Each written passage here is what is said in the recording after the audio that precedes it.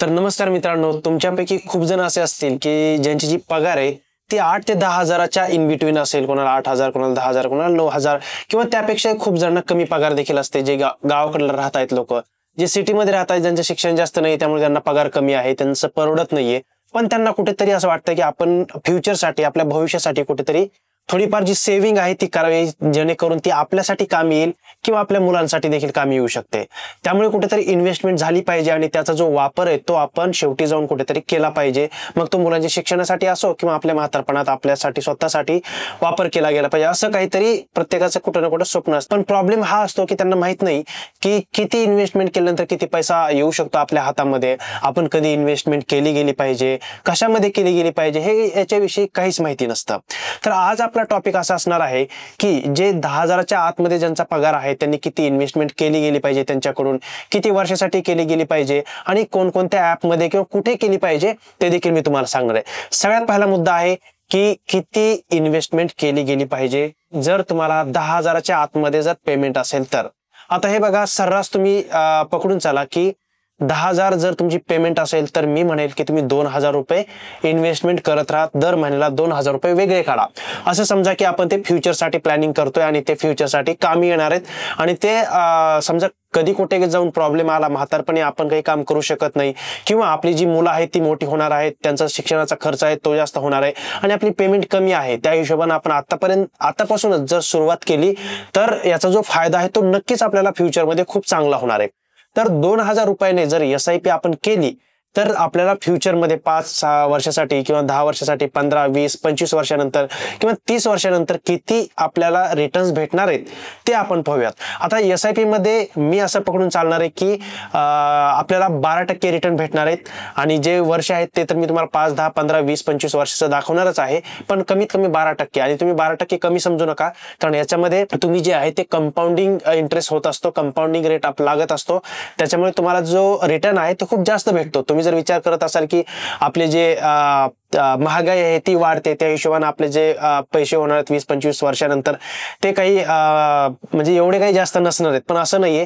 तुमचं जे व्याज आहे ते वाढत जातं, चक्रवाढ व्याजानुसार तुमचे जे पैसे आहेत ते वाढत जात असतात. ते म्हणजे जसं पण तुम्ही जास्त दिवसासाठी पैसे तुम्ही इन्व्हेस्ट करत राहाल तसे तसे तुमचे जे पैसे आहेत ते दुपटी तिपटीने खूप जास्त वाढतात आणि खूप रॅपिडली वाढतात. जर तुम्ही 15-20 वर्षाच्या नंतर जर काढणार असाल तर तुम्हाला लाईव्ह एक्झाम्पल इथं सांगतो मी तुम्हाला. तर आपण लॅपटॉपमध्ये येऊयात. तर इथं मंथली आपली जी इन्व्हेस्टमेंट असणार आहे ती समजा आपण 2,000 पकडून चालूयात. 2,000 रुपये इन्व्हेस्टमेंट असणार आहे आपली प्रत्येक महिन्याला. त्याच्यामध्ये एक्सपेक्टेड रिटर्न जे आहेत ते आपल्याला पर ॲन्युअल इंटरेस्ट रेट आहे, याच्यामध्ये दर महिन्याला नाहीये. तर आपला जो ॲन्युअल इंटरेस्ट रेट असणार आहे तो असणार आहे 12%, म्हणजे एका महिन्याचे 1% असं समजा आणि 12 महिन्याचे 12% या हिशोबाने. आता टाइम पिरियड आपण 5 वर्षापासून घेऊयात. 5 वर्ष जर मी याच्यामध्ये इन्व्हेस्ट करत राहिलो 2,000 रुपयाने, 5 वर्ष मी इन्व्हेस्टमेंट केली तर टोटल माझे जे इन्व्हेस्टेड अमाऊंट असणार, जे तुम्ही इन्व्हेस्ट करणार आहात ती असणार आहे 1,20,000 रुपये.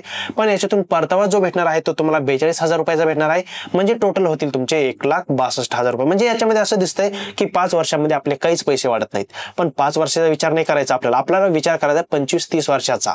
त्या हिशोबाने आपल्याला चालायचंय. तर सुरुवातीला हे जे तुम्हाला मिळणारं व्याज आहे ते खूप कमी असणार आहे, पण जसं जसं तुमचं जे टाइम वाढणार आहे, जसं जसं तुम्ही जास्त टाइम देणार आहे मार्केटमध्ये, तसं तसा तुमचा पैसा खूप जास्त वाढणार आहे. हे तुम्हाला इथं मी दाखवून देतो. आता आपण 10 वर्षासाठी बघूयात. 10 वर्ष जर मी इथं केलं तर बघा, आता इथं कुठे 5 वर्षासाठी 40-42,000 रुपये होते, तर इथं आता एस्टिमेटेड रिटर्न जे आहेत ते भेटणार आहेत आपल्याला 2,08,000 रुपये.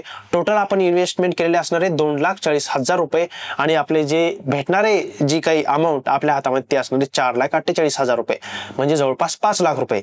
ही झाली फक्त 10 वर्षासाठी. आता आपण करूयात 15 वर्षासाठी. 15 वर्षासाठी जर तुम्ही इन्व्हेस्टमेंट करत राहिला 2-2 हजारासाठी, फक्त 2,000 रुपये इन्व्हेस्टमेंट करताय तुम्ही प्रत्येक महिन्याला, तर तुमची जी टोटल इन्व्हेस्टमेंट असणार आहे 15 वर्षांसाठी ती तुम्ही करणार आहात 3,60,000 रुपये. पण त्याच्यातून परतावा तुम्हाला जो मिळणार आहे तो मिळणार आहे 5,91,000 रुपये, म्हणजे जवळपास 6 लाख रुपये.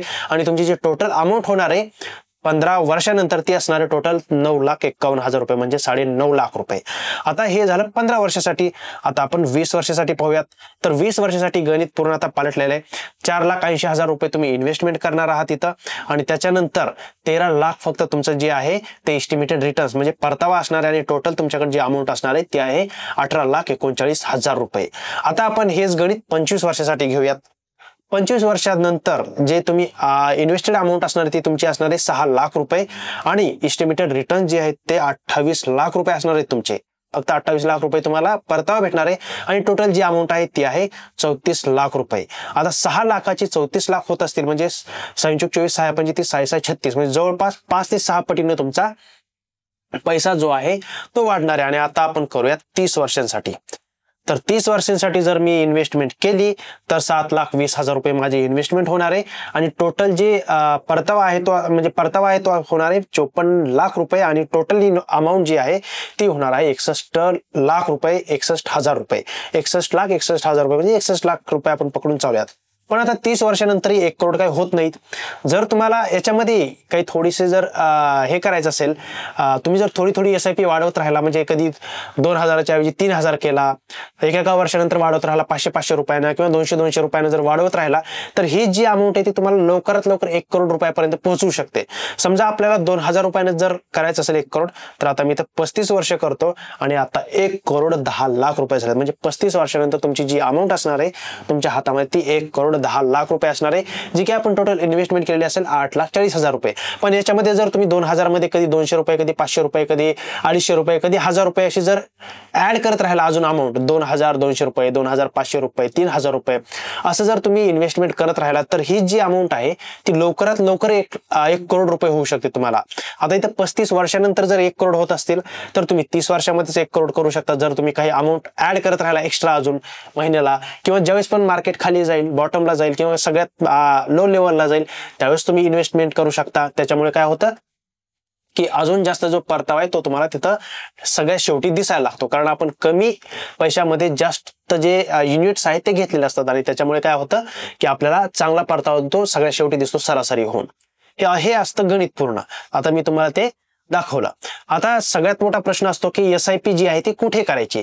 तर तुम्ही SIP करण्यासाठी मी काही ऍप सांगणार आहे तुम्हाला, जसे की ग्रो ॲप आहे, त्याच्यानंतर काईटचं जे म्हणजे झिरोदा काईटचं जे आहे ते कॉइन ॲप आहे, त्याच्यानंतर एंजल वन आहे, अजून 3-4 ॲप आहेत. त्याचे वाटलं तर लिंक मी जी आहे ती खाली डिस्क्रिप्शन बॉक्समध्ये देईल.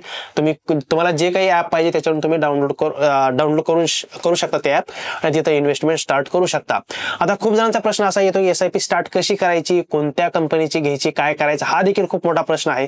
पण याच्यामध्ये असं होतं की मी तुम्हाला सांगू शकत नाही की याच्यामध्येच इन्व्हेस्टमेंट करा, कारण ते याच्या अपोजिट मध्ये असतं की आपण कोणाला रिकमेंड नाही करू शकत. मी तुम्हाला सजेशन देऊ शकतो किंवा असं म्हणजे एक एज्युकेशनल पर्पजच्या हिशोबाने सांगू शकतो की याच्यामध्ये करा, पण मी तुम्हाला रिकमेंड करू शकत नाही की याच्यामध्ये करा, याच फंडमध्ये करा, त्याच फंडमध्ये करा.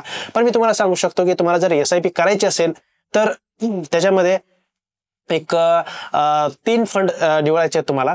एक मिड टाईप असेल, त्याच्यानंतर एक स्मॉल साईज वाला असेल आणि एक जो आहे तो आपला लार्ज कॅप असेल. म्हणजे लार्ज कॅप फंड असेल, स्मॉल कॅप फंड असेल आणि जो मीडियम वाला जो असतो म्हणजे मिड कॅप असेल त्याच्यामध्ये. म्हणजे असे 3 याच्यामध्ये तुम्हाला इन्व्हेस्टमेंट करायची. आणि जवळपास असं होतं की बाकीचे ज्या पण कंपन्या आहेत जसं की असं समजा HDFCचा आहे, ॲक्सिस बँकेचा आहे, या 2 बँक आहेत समजा, यांचं जर मिड कॅप असेल, लार्ज कॅप असेल आणि स्मॉल कॅप असेल तर जास्त फरक नसतो याच्यामध्ये. सेम कंपनीज यांनी पण ऍड केलेला असतो, त्याच्यावर थोडा फार फरक असतो. एका दुसरी कंपनी इकडे तिकडे मिस झालेली असते पण सगळ्यांचा जवळपास सेमच असतो. त्यामुळे कोणत्याही कंपनीचा घ्या, पण घेताना फक्त एखादा मिड कॅप घ्या. जर तुम्ही समजा 2,000 रुपये इन्व्हेस्टमेंट करणार असाल तर त्याच्यामध्ये तुम्ही असं करू शकता 1,000 रुपये जे आहे ते लार्ज कॅपमध्ये टाकू शकता, 500 रुपये जे आहे मिड कॅपमध्ये टाकू शकता आणि राहिलेले 500 रुपये ते आहेत स्मॉल कॅपमध्ये टाकू शकता.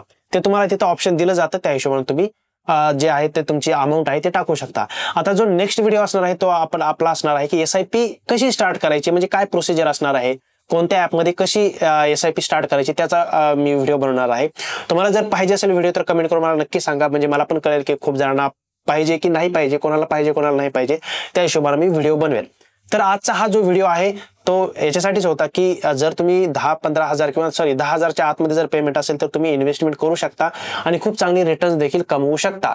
जर तुम्ही महिन्याला 1,000-2,000 रुपये इन्व्हेस्टमेंट करत राहिला तर याचा जो परतावा आहे तो तुम्हाला 20-25-30 वर्षानंतर चांगलाच भेटेल आणि कुठे ना कुठे हे जे पैसे आहेत ते तुमच्या कामी येतील आणि ते वाढून येतील.